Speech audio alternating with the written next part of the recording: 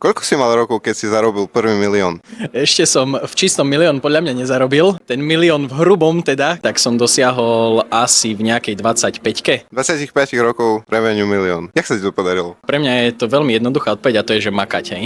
Proste keď máš nejakú oblasť, v ktorej vynikáš alebo ktorej sa chceš venovať, tak makaj v nej a skôr či neskôr tie výsledky prídu. A ako sa mne to podarilo konkrétne, tak ja pracujem vo financiách a to hlavné portfólio alebo ten majetok v tom portfóliu tvoria hlavne nehnuteľnosti. Hej. Nejakým spôsobom akože diverzifikovať to portfólio medzi nehnuteľnosti, iné investície a samozrejme potom najviac podľa mňa do svojho podnikania investovať. Ako si sa dostal ty k financiám? Už ako mladý, 17-ročný som rozmýšľal nad tým, že čo budem robiť. V tom čase rodičia riešili rekonštrukciu nehnuteľnosti a chceli si na to požičať peniaze, no a oslovili vlastne môjho mentora, ktorý mňa zaučal, ktorý mňa zasvetil do toho biznisu a on im pomohol vlastne s vybavením tej hypotéky na tú rekonštrukciu nehnuteľnosti a zároveň teda, keďže rodičia vedeli, že chcem niečo robiť so svojím životom, lebo proste zamestnaný byť nechcem a akože nie je to môj štýl, hej, že proste byť zamestnaný, tak spojili ma s ním, on mi vysvetlil, čo robí, ako sa ľuďom pomáha, ako sa dá zarobiť a ja som povedal, že toto je to, čo chcem v živote robiť. Ak by si mal divákom povedať jednu vec z financií a z investovania, čo by to bolo?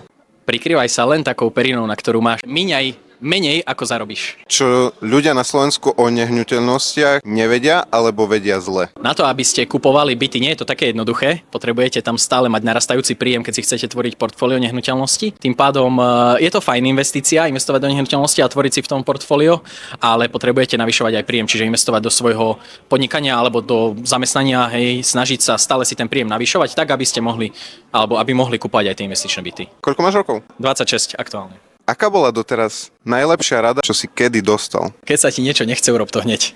Akože ja som určite zastancom toho, že šťastie treba a šťastie príde, ale príde podľa mňa tým, ktorí sú pripravení a tí, ktorí makajú. Hej? Čiže keď budeš makať, to šťastie sa akože ťa odmení v nejakej podobe a určite príde, ale treba k tomu priložiť akože ruku k dielu. Hej? Ja mám 21 rokov, ty si hovoril, že máš 26. Ak by som ja aj ty sme zajtra zomreli a mohlo by po tebe zostať len jeden odkaz. Čo by bol ten jeden odkaz od teba? Fúha, dobre, počkaj, to môžem porozmýšľať nad odpoveďou.